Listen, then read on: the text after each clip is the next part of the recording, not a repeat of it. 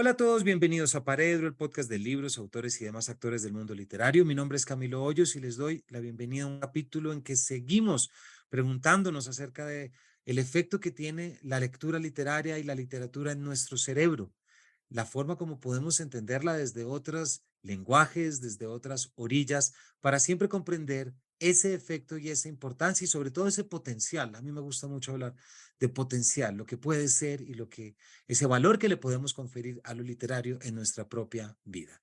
Para eso llamamos a Óscar Vilarroya, quien es investigador y profesor de neurociencia en la Universidad Autónoma de Barcelona, para que nos contara sobre el libro Somos lo que nos contamos, es cómo los relatos construyen el mundo en que vivimos, que publicó con la editorial Ariel en el 2019 ya, y es un libro en el que, bueno, tiene una frase y una tesis central que para todos los que trabajamos en literatura, en promoción, que dictamos clases, pues yo creo que nos llega al alma, al corazón, al cerebro, donde ustedes quieran. Dice, somos una especie narrativa. En vez de Homo sapiens, deberíamos llamarnos Homo narrator. Siempre recuerdo un pequeño fragmento de La decadencia de la mentira del grandísimo Oscar Wilde, en que un personaje le dice al otro, somos lo que somos gracias a las artes que hemos visto y la forma como esas artes nos han influido. Yo estoy convencido de que la literatura, el arte, nos permite imaginar distinto, nos permite vivir distinto, y eso es precisamente porque somos lo que nos contamos. Es decir, nos construimos a partir de los relatos que hemos escuchado, de las historias que hemos querido saber, y Oscar estará acá para contarnos cómo funciona esto y de los grandes pliegues y niveles que esto puede tener. Como les digo, Oscar Vilarroya es investigador y profesor de neurociencia en la Universidad Autónoma de Barcelona. Sus estudios se han orientado a entender cómo el cerebro humano adquiere conocimiento y se adapta a retos vitales tan diversos como la maternidad, la enfermedad mental o la lucha ideológica. Asimismo, su interés por enriquecer el acceso al conocimiento neurocientífico le ha llevado a participar en proyectos en el ámbito de las artes escénicas. Así que sin mayores preámbulos, los dejamos con un capítulo de nuevo que explora la relación entre la literatura, la mente y el cerebro. Les damos la bienvenida a esta nueva entrega.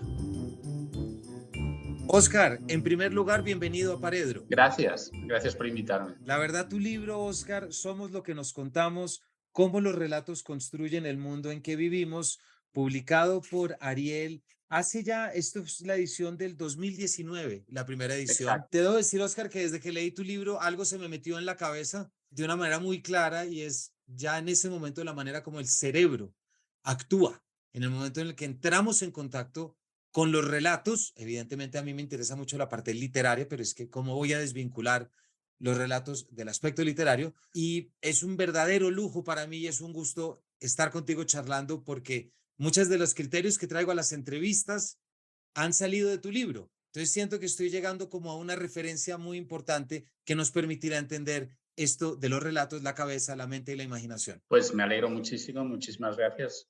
Honrado de participar en tu podcast. Gracias, Oscar. Pues mira, antes de arrancar con el título y con sobre todo una forma que tú tienes para referirte a lo humano, pero a eso voy a llegar ahorita, me gustaría que nos contaras un poquito, Oscar, acerca de ti. Tú eres un neurocientífico, pero escribes un libro en el que tomas elementos de la narratología para explicar la manera como el relato afecta nuestro cerebro. ¿Nos cuentas cómo llegas a esto? Bueno, para hacer la historia lo más corto posible, pero no lo va a ser. Es decir, si soy un neurocientífico desde el punto de vista profesional, porque me dedico, o sea, quien me paga es una universidad que quiere que haga investigaciones sobre el cerebro y es lo que hago, es lo que hago cada día. Pero yo también soy digamos, una persona que me interesa, y por eso hago neurociencia, explicar la condición humana desde todas sus variantes, perspectivas. Para mí no se puede solo mirar al ser humano desde una visión, desde la neurociencia, sino desde todas las que uno puede abarcar. Yo lo que he intentado toda mi vida, porque desde adolescente ya tenía claro que quería estudiar la relación entre la mente y el cerebro, he intentado autodidactamente investigar sobre todas las maneras de entender esta condición humana. Y entre ellas, evidentemente, está la ficción, la literatura y la narratología. Y desde muy pequeño me estuve interesado en esto y leí sobre ello y de ahí pasé a la psicología, a la filosofía, etcétera. Y todas esas disciplinas que intentan explicar muchos aspectos del ser humano, pero que se reducen a veces a, pues eso, a cuestiones que tienen que ver y que son transversales, como puede ser, pues eso, el relato, la narrativa, pues me han dado ese bagaje que me permitió enfocar este libro desde una perspectiva, pues eso es transdisciplinar o interdisciplinar, como quieras. Y es como creo que tienen que hacerse las cosas cuando uno hace un ensayo sobre, y quiere ser un ensayo sobre un tema general que puede interesar a gran parte de la población o la población que puede estar interesada en estos temas. Oscar, muchísimas gracias. Y creo que cuando entramos ya a pensar en lo que estás diciendo de explicar el humano desde distintas condiciones, teniendo esta base neurocientífica, pues me permite leer, es una de las tesis centrales de tu libro, está clarísimamente en la contraportada y es lo que a los literatos y quienes hemos estudiado narratología, pues te voy a confesar, nos sorprende y nos agarra de una. Tú dices, somos una especie narrativa. En vez de Homo sapiens, deberíamos llamarnos Homo narrator. Sí, A mí se me ponen los pelos de punta, por lo que confío en la literatura, en la narración y en la ficción. Cuéntanos sí, un poquito de esto. sí. Bueno, de hecho, la expresión no es mía, pero yo ya la he adoptado porque pienso que es muy precisa. Y es que entre las disciplinas que también explican el ser humano está la biología evolutiva, la antropología, y la psicología comparativa, es decir, comparando animales de diversas especies, entre ellos los humanos, pues los humanos tenemos una particularidad y una particularidad que nos diferencia de probablemente nuestros primos más cercanos, como pueden ser los chimpancés u otros primates, y te hablo evolutivamente de especies que eran anteriores a los seres humanos, pero que ya estaban en la línea filogenética de los homínidos. Y esta particularidad específica tiene que ver con el hecho de que el ser humano y sus antecesores necesitan, o sea, es una necesidad biológica, cognitiva, necesitan explicarse lo que les pasa, lo que les ocurre y lo que sucede a su alrededor. Y esa necesidad de explicación se estructura en lo que podríamos llamar un relato mínimo. En principio, esos relatos no tenían lenguaje, los podíamos separar del lenguaje.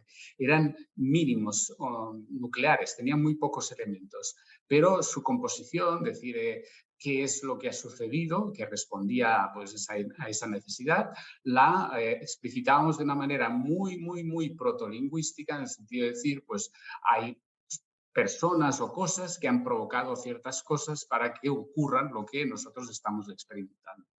Y esa particularidad, esta pulsión narrativa es lo que probablemente nos diferencia de muchas otras especies. Es probable que los chimpancés no necesiten explicarse lo que les ocurra, que viven teniendo una relación operativa con su entorno y no necesitan nada más.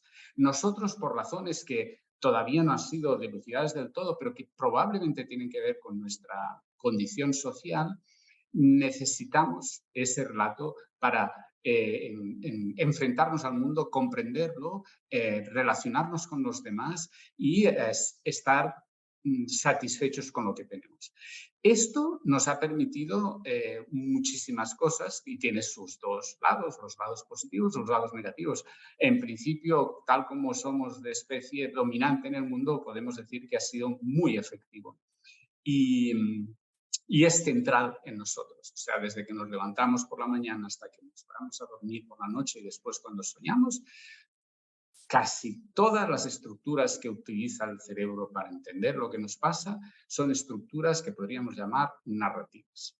Y a partir de ahí, evidentemente, se pueden desarrollar todas las demás digamos, producciones derivadas de ese relato mínimo, y entre ellas, evidentemente, está la ficción, la literatura y todo lo que se deriva de ahí, ¿no? Pero fundamentalmente lo que somos es un homo narrator. Necesitamos explicarnos lo que nos sucede.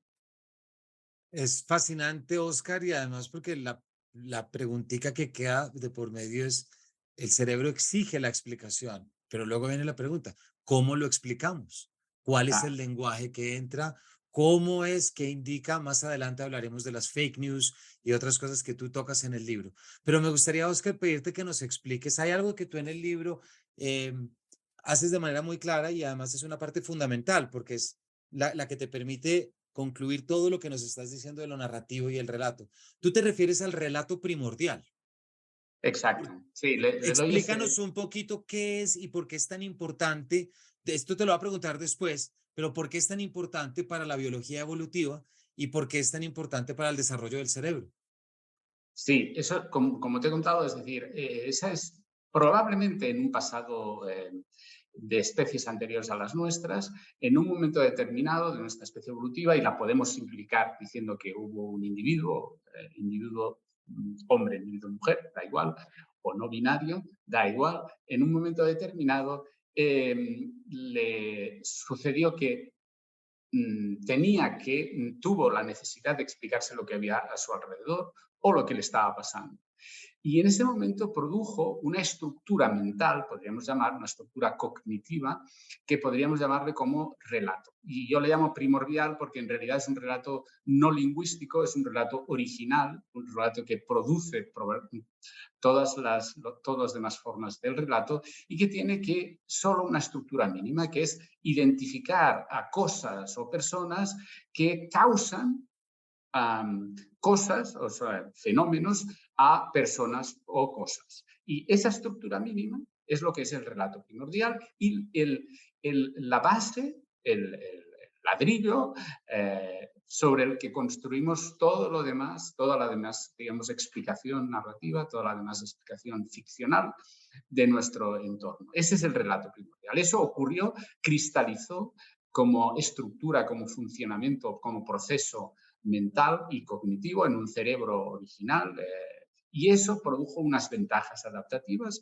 en ese individuo que luego transmitió a través de sus genes y de su experiencia y probablemente de su aprendizaje a todas las descendencias, y eso produjo un linaje evolutivo que produjo el Homo sapiens o el Homo narrator, como podemos llamar, que somos nosotros. Y esas estructuras a lo largo del tiempo fueron sofisticándose, pero siempre tenemos que tener en cuenta que todas nuestras ficciones, todas nuestras explicaciones se reducen al final a un relato primordial conectado con otros, pero que todos tienen la misma estructura.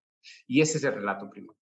Y las ventajas adaptativas que el relato primordial tuvo tienen probablemente que ver con algo, como te he comentado previamente, que tiene que ver con nuestra condición social.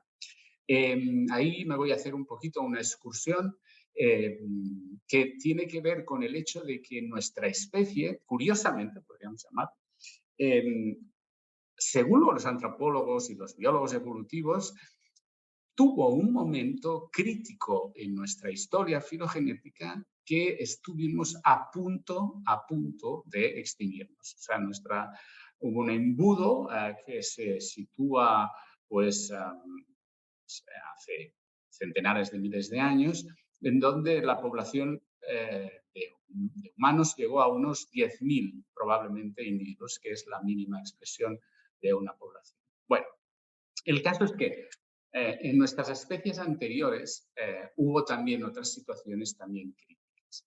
Y estas situaciones críticas sucedieron que pueden solaparse, o sea, curiosamente pueden explicarse también, coinciden curiosamente con el relato bíblico de la expulsión del paraíso.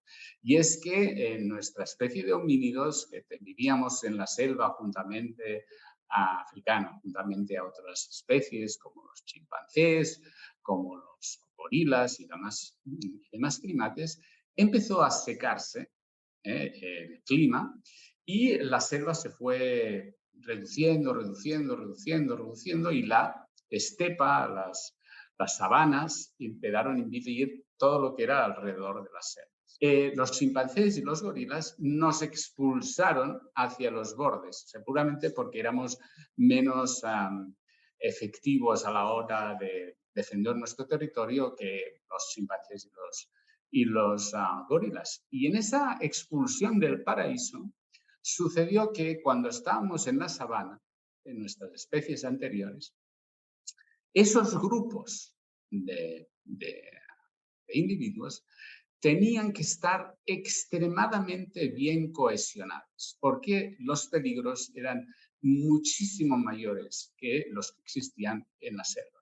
Los depredadores eran muchísimos, se podían esconder muy fácilmente, y los grupos de homínidos tenían que estar tan cohesionados para permitir, por ejemplo, la confianza de parte de algunos de los individuos para que fueran a cazar, otros se quedaban con los niños o con los enfermos, y todas esas situaciones crearon una ultra sociabilidad entre los humanos. Y esos humanos eran cada vez más hábiles a la hora de identificar quiénes eran sus amigos, sus enemigos, identificar los estados mentales. Todo eso se fue sofisticando, y el cerebro de especies de homínidos se fue sofisticando cada vez más para identificar, para procesar todos esos elementos sociales.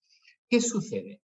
Que la vida en sociedad se fue complicando y complicando y complicando. Y de tal manera que el aprendizaje de un niño para entrar en ese mundo social era cada vez más largo, más largo, más largo. ¿Por qué? Porque tenía que aprender muchos de los factores sociales. Y en ese aprendizaje era necesario crear lo que podríamos llamar un laboratorio de aprendizaje social. ¿Y qué produce? ¿Qué es lo que produce un laboratorio de aprendizaje social? Las situaciones imaginadas, las ficciones, las situaciones irreales o contrafácticas, es decir, que no han sucedido, pero que podrían suceder.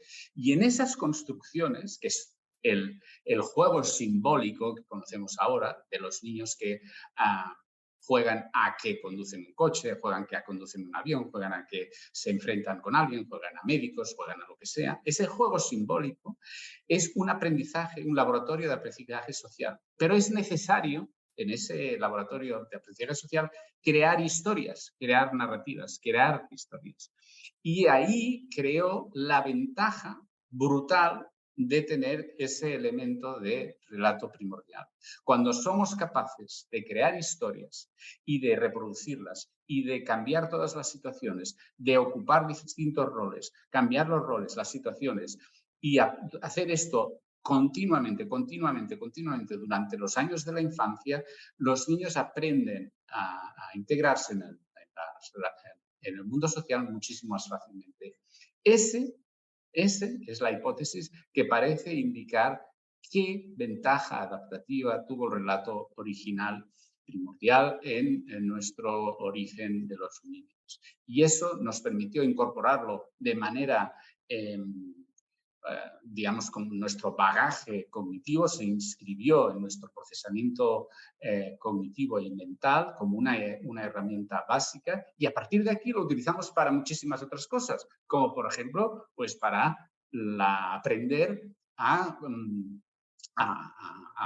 saber qué es lo que ocurre en nuestro entorno. La ciencia, la protociencia, a la técnica, a explicar cómo podemos imponer, modificar y cambiar las cosas de nuestro entorno para tener un beneficio propio. Y esas herramientas se convirtieron en una herramienta tan útil como cualquier otra herramienta que creamos pues, para cortar carne o para cultivar nuestras... Claro, muchas gracias, Oscar, porque como lo pones, estás hablando en verdad del relato casi que como un avance tecnológico, es Exacto. decir, como un avance tecnológico que genera una transformación cerebral, genera una apertura mayores. Pensaba, tú decías ahora, arrancamos el relato primordial arranca con el por qué y termina después, muchos miles, millones de años después, termina en Joyce. Porque, Exacto, porque, claro. porque Joyce también se pregunta un por qué y la literatura, si lo agarramos como nos dices y por favor corrígeme, es muy interesante entender que la literatura tiene una estructura cognitiva Sí, sí, que sí, es claro, y claro. es anterior a ella misma. Sí, Es sí. tan solo la manera de conectar y de cómo, porque es que hay algo que yo no me canso de decir aquí, Oscar, y escucharte a ti me da más ganas de seguir repitiéndolo y de seguir defendiéndolo. Y es que yo cada vez me convenzo más, Oscar, que el buen lector literario no es aquel que lo ha leído todo. No es aquel que te puede enumerar todos los libros, todos los verbos, y los hay. Pero esos lectores no dejan de ser lectores con muy buena memoria, lectores con muy buena retentiva, porque yo no creo que la esencia literaria está en la cantidad, definitivamente está en la cualidad. Entonces cada Ujú, vez me convenzo más que para mí, el lector literario es aquel que en la realidad puede echar mano de los aprendizajes del mundo de la ficción. Es ujú, decir, aquel que no diferencia y aquel que se mete. Y esto me lleva a hacerte una pregunta, porque claro, yo actúo sobre la realidad con los relatos que traigo, con lo que he visto y con lo que he aprendido. Pero hay algo que tú dices y me gustaría que nos explicaras más porque ya Wittgenstein, el filósofo Wittgenstein, habló de cómo el lenguaje es lo que me permite a mí identificar la realidad. No hay realidad si no hay lenguaje. Y yo creo que lo más increíble es cuando uno aprende esas palabras que designan cosas que uno antes no sabía. Yo tengo una. En la unión de las dos baldosas, en España la llaman una junta. Yo no tenía ni idea cómo se llamaba eso hasta que oí el nombre, la junta, y dije, wow, es que no puede ser otra. Y de repente ese espacio cobró una realidad en mi cerebro porque tiene el nombre y eso lo entendemos. Pero esta realidad, Oscar, tú hablas mucho de esas distintas realidades a las cuales nos enfrentamos y las distintas tensiones que se generan. Por un lado está la realidad, sí, llamémoslo, esa sucesión de eventos externos a mí que ocurren en simultánea en el efecto temporal. Pero esa no es la realidad es cómo leo yo eso, cómo lo entiendo y qué saco de allí para terminar en qué, en una realidad narrativa, que es un poco el almacenaje de donde yo voy a echar mano para explicarme los porqués. Y ahí hay una diferencia grande. ¿Nos cuentas un poco estas distintas realidades, cómo ujú. las llevas desde el libro? Bueno, esto es, aquí un epistemólogo nos diría que estamos haciendo una conversación de café, pero bueno, vamos a obviar al epistemólogo. Eh, y vamos, para simplificando, evidentemente hay una realidad externa, una realidad que tiene una materialidad, pero nosotros somos seres cognitivos, es decir, somos seres que no, interaccionamos con el mundo a través de nuestros sentidos y de nuestra cognición, nuestros procesamientos mentales. Tal como funciona el cerebro humano, esa realidad la hemos construido a base de relatos que se van construyendo, pum, pum, pum, pum, y de a partir de aquí nosotros tenemos esa realidad construida.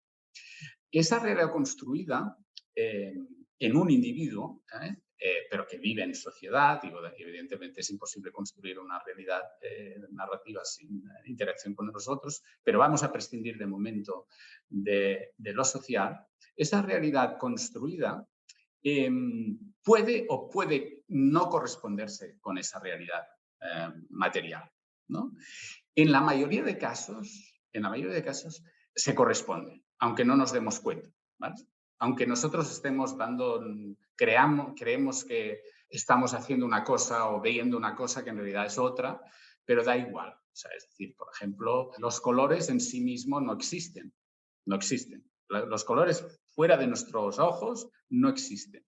Los colores son una construcción de nuestro cerebro en base a la reflectancia de las superficies, de la textura, la iluminación, y a partir de ciertos factores, nuestro cerebro crea esos colores. Pero esos colores si cambia la iluminación, nuestra percepción de los colores puede cambiar. ¿Vale?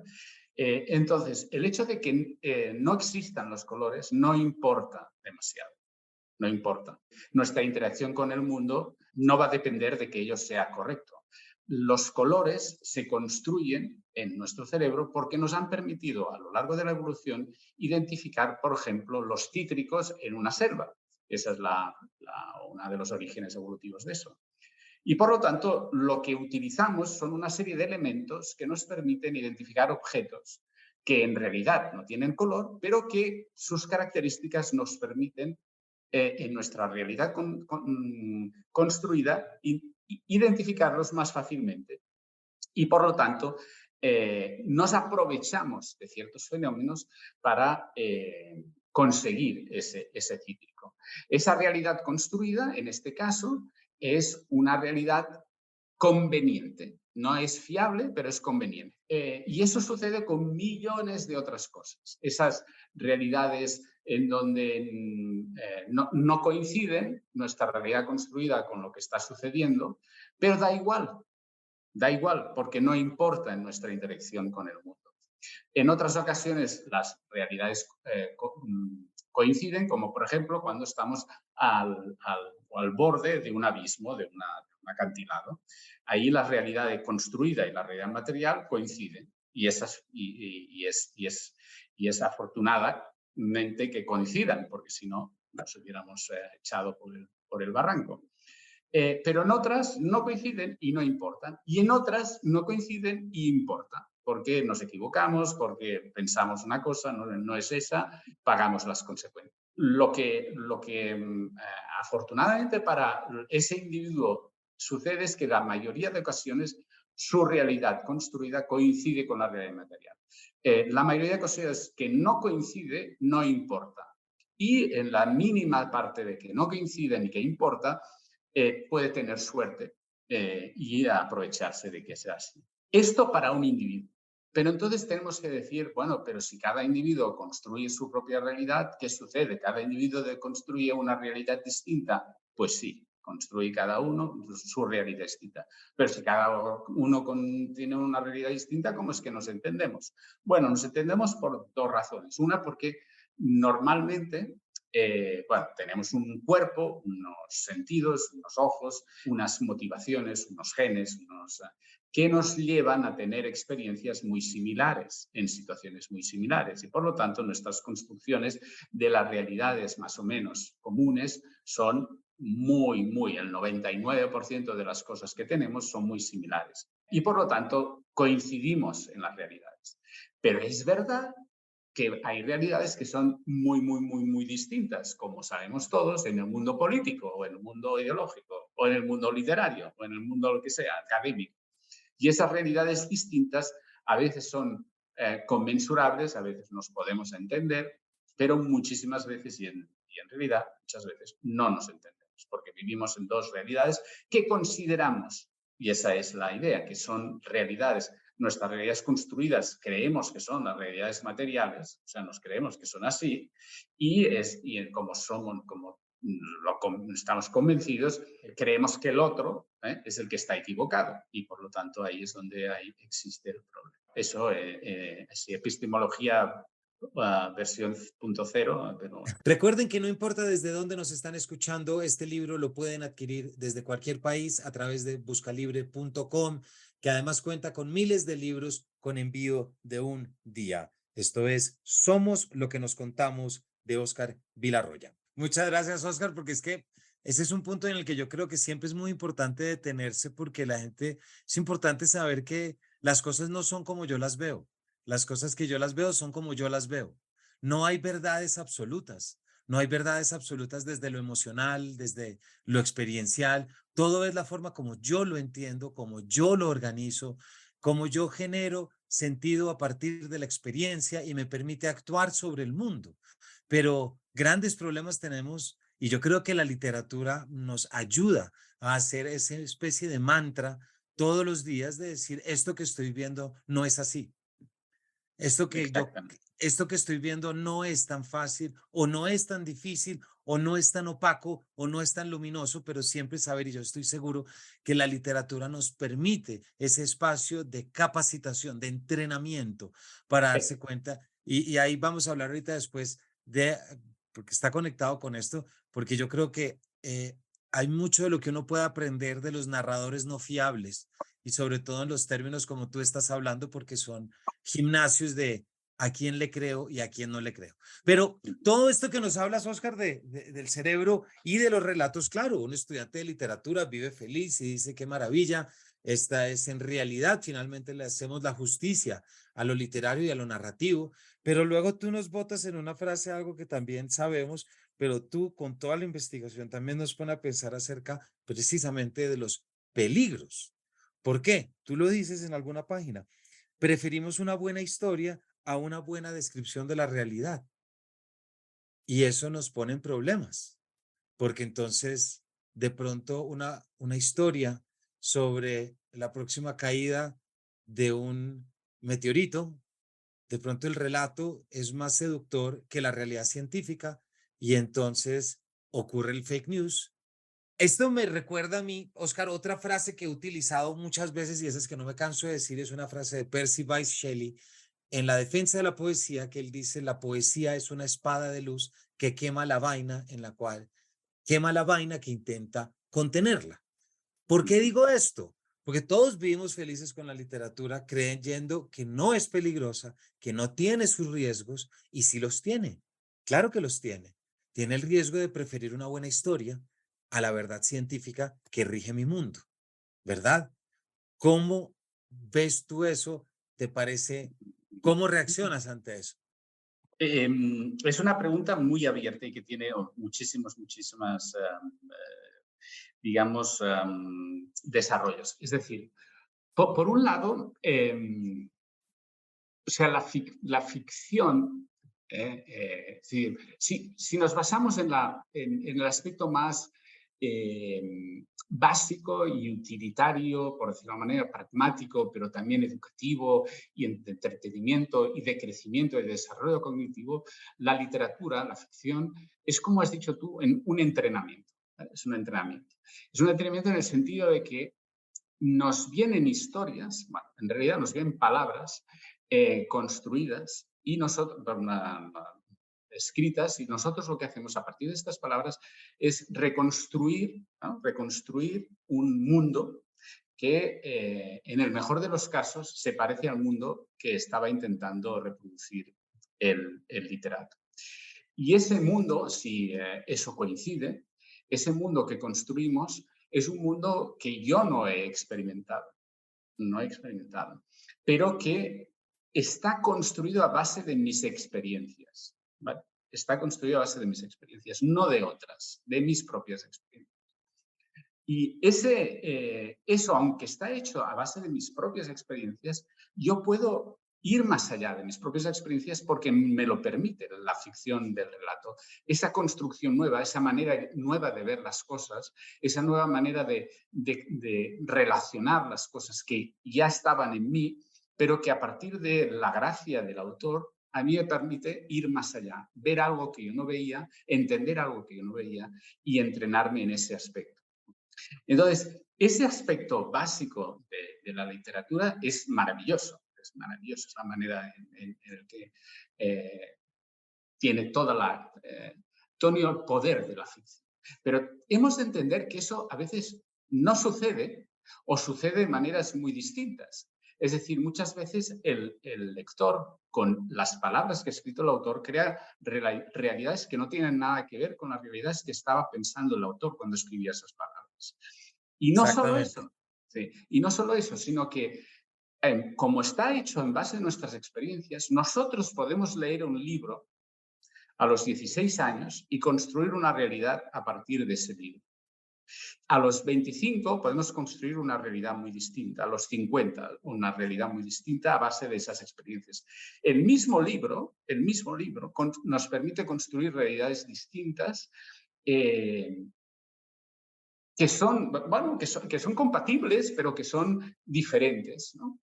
Y esa manera de ver la parte de la ficción es decir, que en realidad no hay libros, sino lecturas, ¿no? Exactamente, sí. ¿Vale? Y esas lecturas a veces se acercan o no se acercan a lo que quería el autor, o a veces se acercan o no se acercan a las lecturas que hemos tenido previamente. Es decir, que ya en ese sentido ya tenemos no solo una realidad, un entrenamiento, sino que tenemos una maquinaria. Ese libro es una maquinaria narrativa que puede estar en funcionamiento durante siglos, creando realidades muy distintas, algunas que quizá no tenían, el propio autor no tenía ni idea que podían reconstruirse en base de esas experiencias.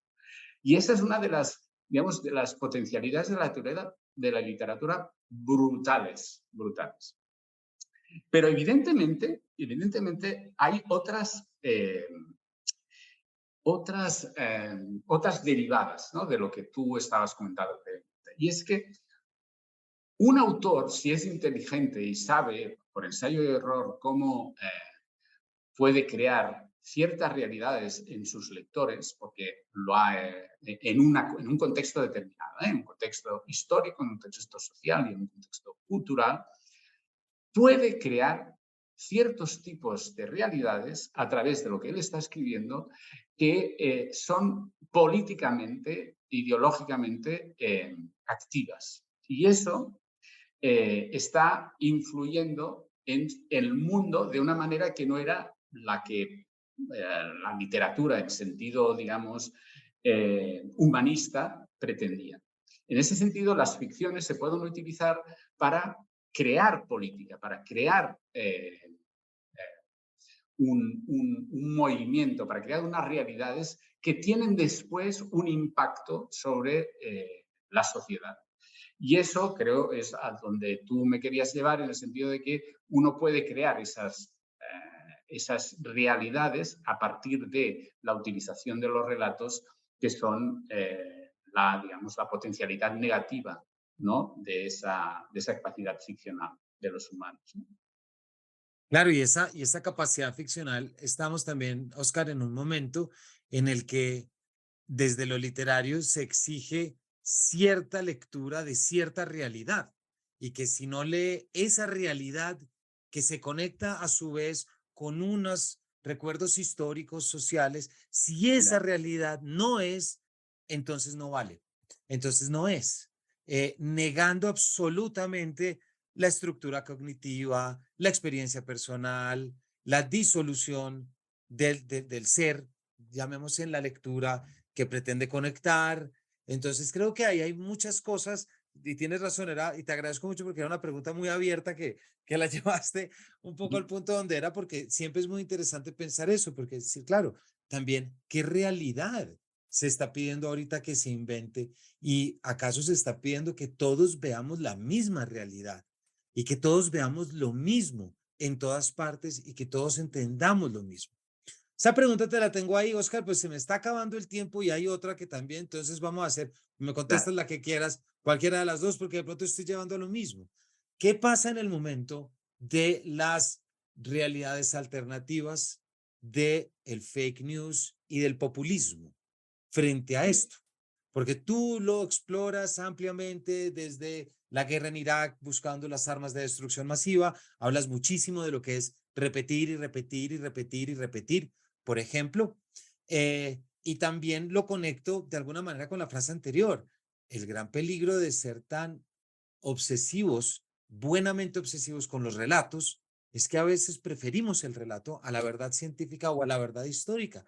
Y esto puede entrar acá, no quiero tomar partido en nada porque no estoy en condiciones, pero ya lo hemos visto en todas las discusiones acerca de la capacidad para decidir sobre tu transformación de género, por ejemplo, en el que están tantas, entonces estamos bajo ese supuesto. Entonces, ¿qué ocurre sí, frente al fake news y a estas posibilidades? sí. O sea, los fake news es un arma como cualquier otra, en este caso es un arma que utiliza el relato, ¿vale? Entonces utiliza el relato. Y entonces, eh, pongámonos en el hecho de que estamos en una situación en donde hay una especie de oposición, de una guerra. Puede ser cultural, puede ser una guerra real, puede ser lo que sea. En esta guerra uno puede utilizar distintas armas, ¿no? Y entre ellas, una de las más potentes y la que inicia, mantiene y al final concluye las guerras reales es la utilización del relato como arma de beligerante. Y las fake news son una arma beligerante. Son estructuras narrativas utilizadas específicamente para seducir, para persuadir a un grupo de gente que está predispuesto a consumir ese relato y que se crean, se modifican, se construyen de manera novedosa, espectacular y beligerante y que se viste de manera personalizada para llegar a esa gente con el objetivo de, con un objetivo que puede ser comercial, ideológico o personal. Y ese arma está pensado para construir una realidad específica en el consumidor de esa fake news. Y el que lo crea sabe que es falso, pero que si lo viste adecuadamente, si lo hace verosímil, si lo hace bonito, ¿no?, puede crear, y si llega sobre todo a dos aspectos fundamentales del receptor, que es a sus miedos o a su ira, pueden convertir ese arma en un arma de destrucción masiva, porque todos los consumidores que estén predispuestos a crear esa realidad a partir de esas fake news, se hará una bola muchísimo más grande que se irá distribuyendo y que se irá manifestando de manera cada vez más grande en esa realidad alternativa que se va creando. Y ese es el peligro del relato como arma. Y es el que estamos viendo ahora, sobre todo por el hecho de que las redes sociales, el Internet, todas las grandes redes, han permitido crear estas fake news de una manera potentísima, que son multimodales, son súper guay, entran por los ojos, entran por la boca, entran por los oídos, entran por la piel. Y son potentes y son fáciles de consumir y son fáciles de compartir. Y eso ha sido una explosión masiva de los últimos 15 años y de las que estamos pagando las consecuencias, porque cada vez estamos más polarizados, no solo en cada uno de nuestros países, sino en el mundo en general. Así es, Oscar, muchas gracias. Ya se nos acaba el tiempo prácticamente, ya se nos acabó, pero pues, frente a lo que acabas de decir, Oscar, yo me pregunto mucho y digo, ¿cuánto podemos aprender de la literatura precisamente para contrarrestar estas amenazas sociales? Y quiero volver a lo que decía ahorita, que es la figura del narrador no fiable. El narrador no fiable, yo siempre recomiendo el narrador de Juan Gabriel Vázquez de La Historia Secreta de Costaguana, me parece que es de los mejores narradores no fiables, pero ahí está el Tristram Shandy y ahí hay tantos otros, ¿verdad? ¿Qué hacemos? Empezar a leer y decir, yo este cuento no me lo como. Aquí hay algo que me están diciendo que no, que es cuando ese narrador de Juan Gabriel Vázquez, por ejemplo, enumera las distintas batallas que estuvo un rifle Chassepot a lo largo de 80, 90 años y nos dice qué balas disparó, a quién mató, cómo llegó a cada lugar. Si uno se encuentra eso frente a un recuento histórico, dice, yo esto no me lo como. Aquí me están, como se diría acá, me están metiendo los dedos en la boca.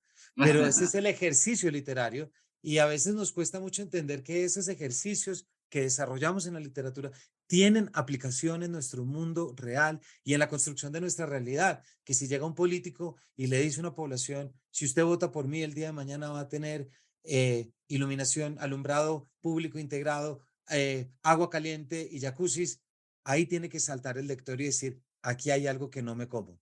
Aquí hay una invención de una realidad a través de un relato que yo puedo desarticular. Y muy importante, Oscar, lo hacemos no porque seamos sensibles, no porque seamos reaccionarios, sino porque conocemos una estructura cognitiva que se llama el relato, que así nos lo permite. Ay, qué bien, me gusta mucho, estoy completamente de acuerdo. Pues esa, Y Oscar, es la conclusión y que aquí intentamos ponerlo en práctica en cada capítulo. muchísimas gracias. Creo que ibas a decir algo más, que te No, interrumpí un poco. iba a citarte Por favor. iba a citarte es un autor que fue un ensayista, que fue consultor de Bill Clinton, se llama Cass Sunstein, que tiene una cita, hablando y que estábamos hablando ahora de esto, que me parece muy importante y tiene que ver con lo que estabas diciendo ahora. Y sí, son 3 o 4 frases, un poco larga, pero la voy a leer y si te cabe bien, y si no, Por pues favor. la quitas. Entonces dice, una sociedad con libertad de expresión que funcione adecuadamente debería cumplir 2 claros requisitos. En primer lugar, las personas deberían estar expuestas a información que no hubieran elegido de antemano. Los intercambios espontáneos e imprevistos son fundamentales para la democracia misma.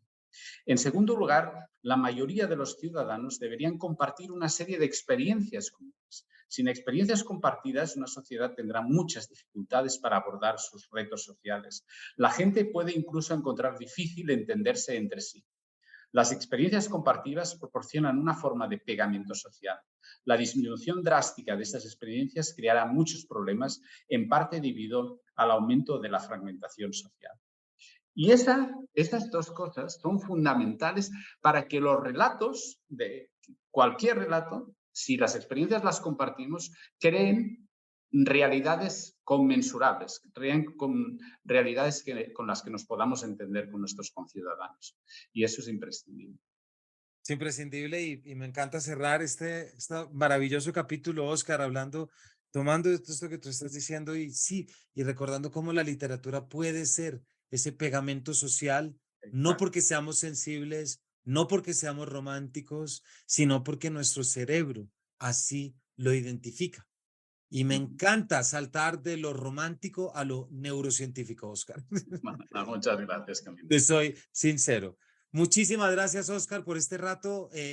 Espero que toda nuestra audiencia que oyó, estuvimos hablando con Oscar Vilarroya, este libro muy interesante titulado Somos lo que nos contamos, cómo los relatos construyen el mundo en que vivimos, publicado por Ariel. Además, recuerden que este libro lo pueden conseguir por Buscalibre, no importa desde dónde nos están escuchando. Este libro lo pueden conseguir desde cualquier país y les puede llegar en menos de un día. Y yo estoy seguro, Oscar, que más de uno va a ir a buscar ese clic y ese link, porque son muchas las preguntas y respuestas que nos dejas acá, pero sobre todo esa dirección de siempre algo que aquí nos preocupamos y procuramos, Oscar, que es cómo traemos a la realidad la experiencia literaria, porque confiamos en ella. Pues que así sea. Y Muchísimas así gracias, Camilo. seguiremos. Oscar, muchas gracias a ti, a todos ustedes, muchísimas gracias por habernos acompañado y nos vemos en una próxima edición de este Paredro.